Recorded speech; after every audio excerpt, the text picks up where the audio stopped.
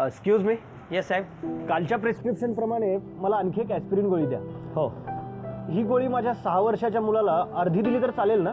नाही, 12 वर्षाखालील मुलांच्या मेंदूवर ॲस्पिरिनचा विपरीत परिणाम होऊ शकतो, विशेषतः ताप असताना. अरे दादा, ही जरा शेवटची गोळी द्या. ब्रुफेन 400 ना? हो हो, पाठ खूप दुखते माझी आणि आईचे गुडघे पण दुखत आहेत ना, तिला पण हीच गोळी देतो. ज्याची औषधं त्यांनीच घ्यायची असतात. आणि आईला अस्थमाचा त्रास आहे ना? हो. या गोळीने अस्थमाच्या पेशंटला त्रास होऊ शकतो. गाडीत पेट्रोल भरताना मीटर रीडिंग चेक करताना, सोनं खरेदी करताना ते किती कॅरेटचं आहे हेही तपासून घेतात. मग औषधं घेताना ती योग्य आहेत की नाही हे पाहणं सुद्धा तितकंच महत्त्वाचं नाहीये का? औषधं घेताना योग्य औषध योग्य व्यक्तीसाठी आणि नोंदणीकृत फार्मासिस्ट कडूनच घेत आहात की नाही याची खात्री करून घ्या. तुमचं एक जबाबदारीचं पाऊल तुम्हाला होणाऱ्या संभाव्य दुष्परिणामांपासून दूर ठेवू शकतं आणि एखाद्याचं आयुष्य वाचवू शकतं.